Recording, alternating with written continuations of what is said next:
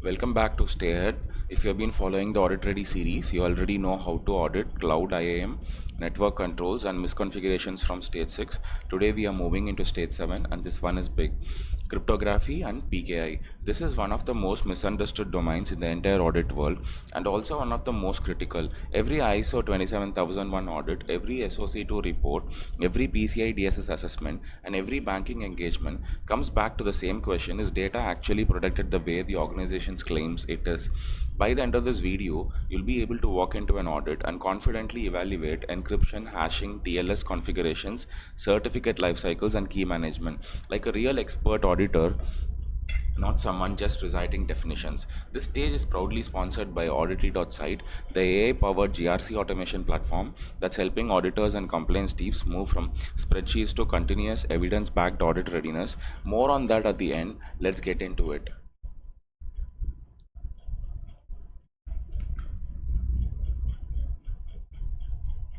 What you will master in Stage 7.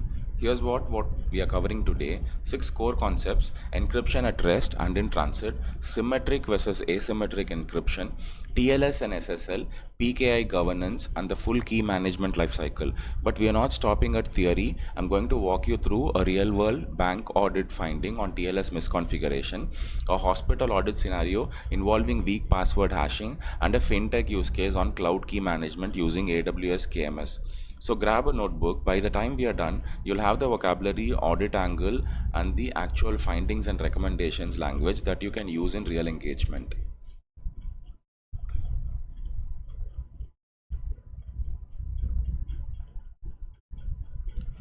Let's start with the foundation: encryption.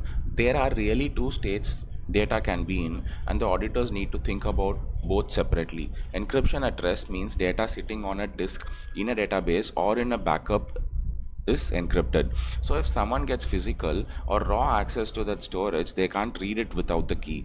Think BitLocker for Windows disk, LUKS on Linux, Lukes on Linux, transparent data encryption for databases, or AWS S3 and EBS encryption. Encryption in transit is about data moving between a browser and a server or between two data centers. That's HTTPS, TLS, IPsec, and SSL VPN tunnels, SFTP for file transfers. As an auditor, your job isn't just to confirm encryption exists, it's to confirm it's strong and consistent.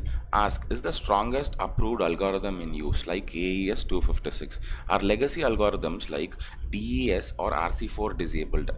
And critically, is encryption applied everywhere sensitive data lies, not just on the flagship system the organization likes to show you?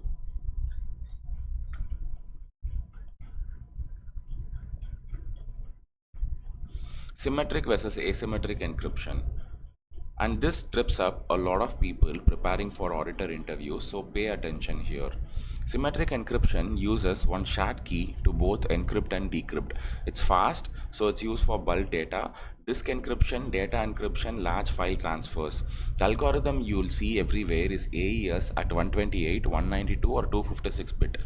Asymmetric encryption uses a key pair, a public key that encrypts and a private key that only the owner holds to decrypt. It's slower, but it solves the problem of how to safely exchange keys in the first place.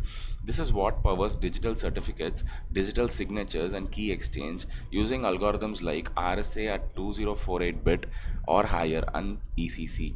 The audit angle here is about protection and compliance. Are private keys locked down, ideally in an HSM, and never hard-coded into application code?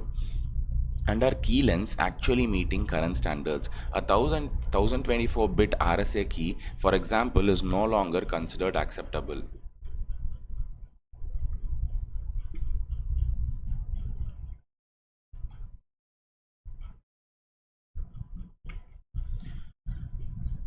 Concept 3: hashing. And this is a word that gets thrown around loosely, so let's be precise. Hashing is a one-way transformation. Unlike encryption, you can never reverse a hash back into the original data. That's exactly why it's used for storing passwords and for verifying that data hasn't been tampered with. On the strong side, you've got SHA 256 and SHA 512 for integrity checks, and bcrypt or argon 2 specifically for password storage, always combined with salting. On the weak side, MD5 is broken and prone to collisions, and SHA1 has been considered cryptographically broken since 2017. Any unsalted hash, no matter the algorithm, is also a red flag. Quick jargon check: a salt is random data added to a password before hashing. So, two identical passwords never produce the same hash. A pepper goes a step further: it's a secret value stored completely separately from the database, adding one more layer of defense. When you're auditing the control, ask directly: are passwords hashed with salt, ideally with pepper too? And are any legacy MD5 or SHA1 implementations flagged and scheduled for migration?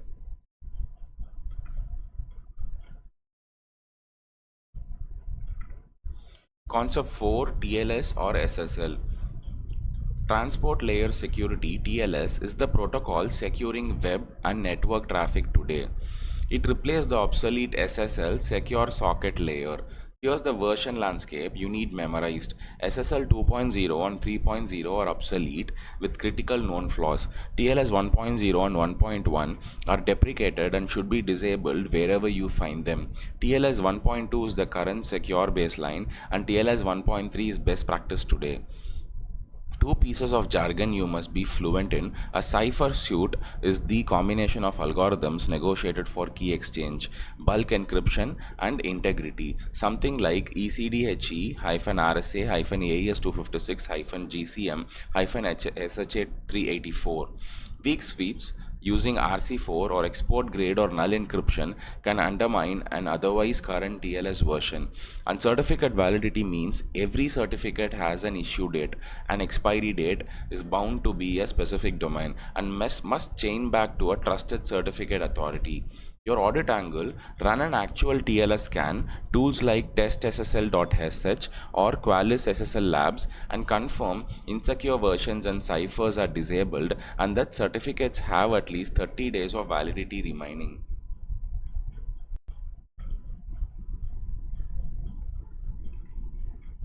PKI, public key infrastructure. Now let's zoom out to PKI, public key infrastructure. This is the overall framework of policies, roles, and systems that create, manage, distribute, and revoke certificates and the public keys. Four acronyms you absolutely need to know cold. CA, Certificate Authority, the trusted entity that issues and digitally signed certificates vouching for someone's identity. CRL, Certificate Revocation List, a published list of certificates that have been revoked before the expiry, usually because a key compromise. OCSP, Online Certificate Status Protocol, a real-time check that asks the CA directly, is this certificate still valid, instead of downloading an entire CRL. And HSM. HSM, Hardware Security Module, a tamper-resistant physical device that generates and stores private keys so they never exist as plain files on a server. When you audit PKI governance, ask: are certificates issued only through trusted, approved CAs, or expired or revoked certificates actually removed from servers, not just left sitting there? And are private keys genuinely stored in an HSM rather than on the file system where anyone with admin access could copy them?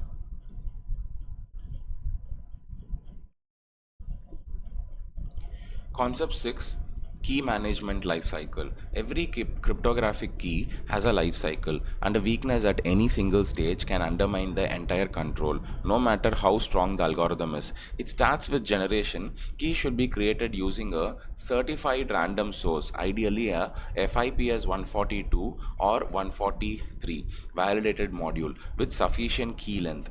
Then rotation. Keys get replaced on a defined schedule, commonly annually or immediately if you suspect compromise. Then storage. Keys belong in KMS, a key vault, or an HSM, never hard-coded into source code or sitting in a config file. And finally, destruction. Retired keys need to be securely and cryptographically erased with that destruction event actually logged. As an auditor, this is where you separate the organizations that talk about security from the ones that practice it. Is there a documented key rotation policy with an enforced schedule? Are retired keys probably destroyed, not just quietly deactivated? And who specifically has the ability to decrypt with production keys? And is that access list reviewed on a regular basis?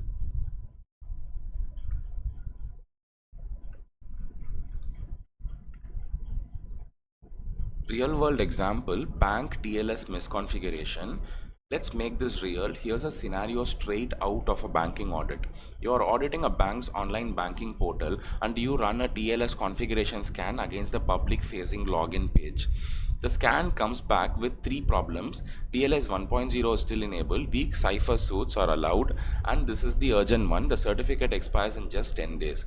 Think about the risk here. An attacker can force a protocol downgrade or run a man in the middle attack, intercepting session data or hijacking an authenticated session on a system that handles people's actual money. Here's how you'd write up that as an audit finding. Online banking portal supports deprecated TLS versions and weak cipher suits, increasing risk of interception and session hijacking. And the recommendation, disable TLS 1.0 and 1.1, enforce TLS 1.2 or higher only, renew the certificate before it expires, and restrict the cipher suit list to strong modern ciphers only. Notice the pattern: specific finding, specific business risk, specific fix. That's what separates a checklist auditor from an expert one.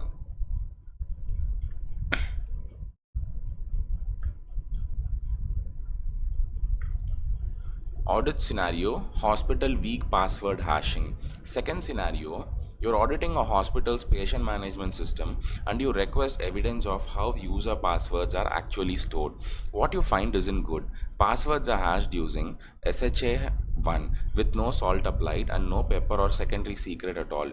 Here's why that matters so much in this context. SHA-1 is cryptographically broken and fast to brute force without salt. Identical passwords produce identical hashes, which means an attacker can crack many patient accounts at once using pre-computed rainbow tables. And remember what's at stake here: protected health information, some of the most sensitive data an organization can hold. Your audit finding: passwords stored using a weak hashing algorithm, SHA-1, without salting increases risk of credential compromise. Your recommendation: migrate to bcrypt or argon 2 with a per user salt and an application level pepper, and force a password reset on next login for every affected account. Simple, direct, actionable. That's the standard to aim for.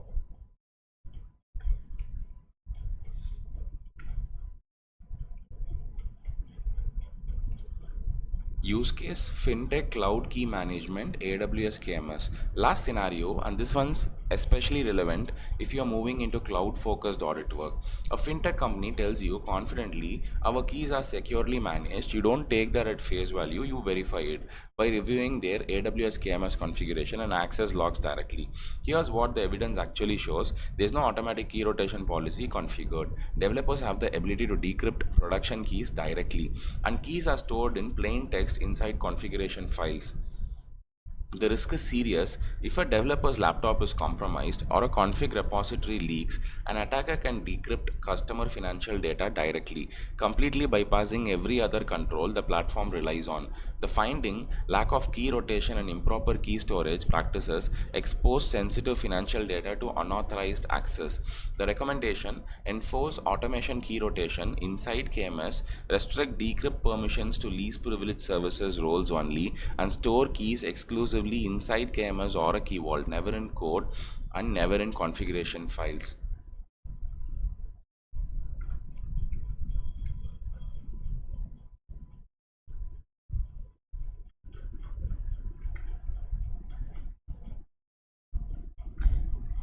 Outcome of stage 7.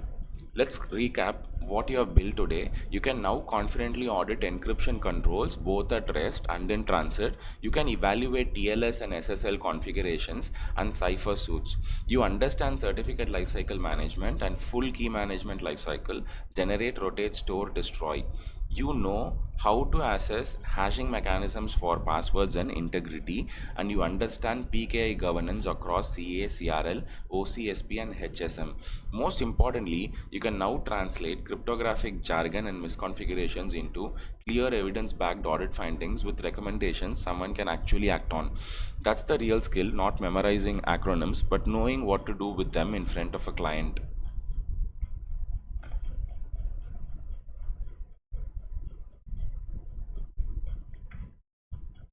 Coming up next, stage 8, data security and privacy. In stage 8, we are moving into data security and privacy, data classification, DLP, backup validation, and how GDPR and HIPAA actually show up in an audit. I'll walk you through scenarios on data retention compliance and validating backup immutability using the exact same real world format you have seen today. If this video helped you, hit subscribe on Stay Ahead so you don't miss stage 8. We are building this entire 12 stage audit ready series one expert level domain at a time. And before you go, a quick word from today's sponsor. This series is sponsored by Audity.site, an AI powered GRC automation platform built for continuous audit readiness. If you're tired of chasing evidence across spreadsheets and email threads, it's worth a look. Link in the description. I'll see you on stage 8. Stay sharp, stay compliant, and as always, stay ahead.